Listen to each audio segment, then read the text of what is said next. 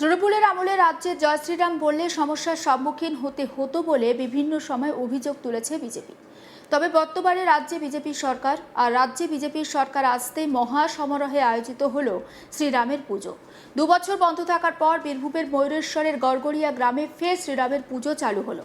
পুজো উদ্যোক্তারা জানাচ্ছেন 2024 সালে যেদিন অযোধ্যায় প্রভু শ্রীরামের মন্দির আর প্রাণ প্রতিষ্ঠা হয়েছিল সেই দিন ওই জায়গাতে শ্রীরামের পুজোর উদ্যোগ নেওয়া হয়, কিন্তু স্থানীয় তৃণমূল নেতারা সেটি বন্ধ করে। তবে এবার রাজ্যে ভারতীয় জনতা পার্টির সরকার প্রতিষ্ঠা হওয়ার পর ফের এই পুজো চালু হলো। রামের পুজো বন্ধ করে দেওয়ার জন্য এবার তৃণমূলের পতন হয়েছে বলে মনে করছেন পুজো উদ্যোক্তাদের কেউ কেউ। পুজোয় বিজেপি নেতা নেত্রীরাও কিন্তু উপস্থিত ছিলেন। একবার শোনাই সুকান্ত মণ্ডল বিজেপি নেতা, তিনি ঠিক কি বলছেন তার বক্তব্য। আজকে এখানে রাম পুজো হলো। বিগত 2024, 23, 22, 21, 15 বছর থেকে যে রাম পুজো এখানে বারংবারই হতো, প্রতি বছরই হতো, কিন্তু গত 4 বছর থেকে তৃণমূলী হাতমাত বাহিরা এখানে রাম পুজো করতে বাধা দিয়েছে, করতে দেয়নি। গ্রামবাসীর উপর নানান রকম অত্যাচার করেছে এবং 4 তারিখে রেজাল্টের পর গ্রামবাসী একত্রিত হয়ে হাতে হাত মিলিয়ে কাঁধে কাঁধ মিলিয়ে লড়াই করে এবং একসঙ্গে সহযোগিতা করে এখানে রাম পুজো প্রতিষ্ঠিত করে নতুনভাবে, এবং এখানে মিনিমাম 1,500 থেকে 2,000 লোকের সমাগম হয়েছে, মানুষের মুখে হাসি ফুটেছে, এটাই বড় কথা। বিশেষ কারা উপস্থিত ছিলেন আজকে? এখানে ছিল জেলা সভাপতি ছিল এবং জেলার উচ্চস্তরের সমস্ত নেতৃত্বরা এখানে ছিল, মণ্ডলস্তরের নেতৃত্ব ছিল, পঞ্চায়েত স্তরের নেতৃত্ব সবাই ছিল, এবং মোটামুটি আমরা 4টা পঞ্চায়েতের সমস্ত স্তরের সনাতনী কর্মীরা সবাই ছিল। এবার আপনাদেরকে শোনাবো অনঙ্গদেব মণ্ডল, অপর বিজেপি নেতা, তিনি ঠিক কি বলছেন তার বক্তব্য। গত দিনে এখানে পুজো হতো এবং তৃণমূলের যে সন্ত্রাসী কার্যকলাপের জন্য পুজো বন্ধ হয়ে যায়।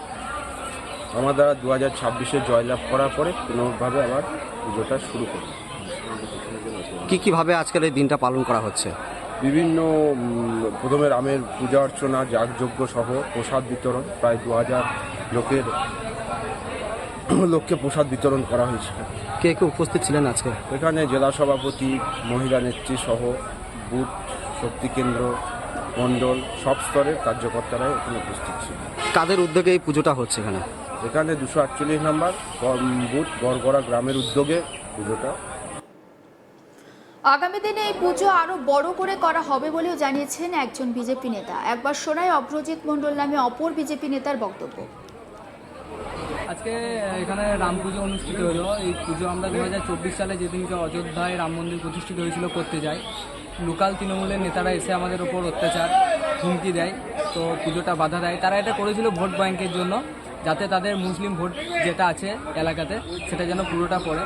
তারপর অনেক রকম অত্যাচার সহ্য করার পর, বুক চিতিয়ে লড়াই করার পর 2026 সালে ভারতীয় জনতা পার্টি সরকারে ক্ষমতায় আসে। তারপরেই পুরো গ্রামবাসীর উদ্যোগে রাম পুজো অনুষ্ঠিত হলো। কত বছর ধরে এখানে এই পুজো হতো? এখানে পুজো প্রত্যেক বছরই হতো, শুধুমাত্র 2024 সালেই আটকে দেওয়া হয়েছিল। যে তারপর থেকে কত বছর বন্ধ ছিল? তারপর থেকে 24 সাল, 25 সাল 2 বছর বন্ধ ছিল, 26 সালে আবার শুরু হলো। কতটা খুশি এই পুজো হওয়াতে? পুজো হওয়াতে এলাকাবাসী ও গ্রামবাসীর মনে বিপুল উচ্ছ্বাস। সমস্ত বিষয়টা নিয়ে আমার কলিগ শান্তনু হাজরার একটি রিপোর্ট আপনাদের জন্য। প্রভু শ্রী রামের পূজা অর্চনা বন্ধ করে দিয়েছিল তৃণমূলের দুষ্কৃতীরা, এমনটাই অভিযোগ আনছে বীরভূম জেলার ময়ূরেশ্বর বিধানসভার অন্তর্গত গড়গড়িয়া গ্রামের বাসিন্দারা। তাদের দাবি উঠছে যে বিগত 2024-এ যখন অযোধ্যায় রাম মন্দিরের প্রাণ প্রতিষ্ঠা হচ্ছে, সেই সময় তারা কিন্তু এই গড়গড়িয়া গ্রামে প্রভু শ্রী রামের পূজা অর্চনা করার চেষ্টা করেছিল, আর সেই পূজা অর্চনায় বাধা দিয়েছিল তৃণমূল, এমনটাই তারা দাবি করছে। রীতিমতো এই মহা সমারোহে তারা কিন্তু এবার বঙ্গে গেরুয়া সরকার আসতেই মহা সমারোহের সাথে প্রভু শ্রীরামের পূজা অর্চনা কিন্তু তারা সম্পূর্ণ করতে পেরেছে।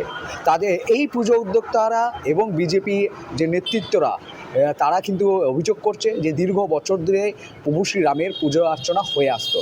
ঠিক 2024-এর লোকসভা নির্বাচনে 2টি আসন বীরভূম থেকে যখন তৃণমূল জয়যুক্ত করে, সেই জয়যুক্তের পর থেকে কিন্তু একেবারে চক্ষু চড়ক গাছ হয়ে ওঠে তৃণমূলে, যেখানে তৃণমূল রাম পুজোর দেখলেই কিন্তু বন্ধ করে দেওয়ার একটা হুমকি থাকতো, হুঁশিয়ারি থাকতো, সেই চেষ্টাই তারা চালিয়েছে।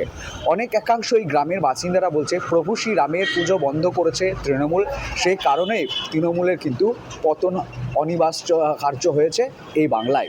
রীতিমতো মমতা অভিষেকের সরকারের পতন হতেই বাংলায় এবং বীরভূমে জেলা জুড়ে সনাতনী হিন্দুদের যে চিরাচরিত প্রথা অনুযায়ী বিভিন্ন দেবদেবীদের পুজো, সাথে সাথে প্রভু শ্রীরামের পূজা অর্চনাও কিন্তু মহাসমারোহের সাথে আয়োজিত হচ্ছে। তো এই পূজায় অংশগ্রহণ করেছেন বহু গ্রামের মানুষজন, প্রায় 2000 বেশি মানুষজনকে প্রসাদ খাওয়ানো হয়েছে, প্রভু শ্রীরামের খিচুড়ি, নিরামিষ ভোগ, সেই ভোগও বিতরণ করা হয়েছে। এমনকি এই অনুষ্ঠানে উপস্থিত হয়েছিলেন বীরভূমের জেলা সভাপতি,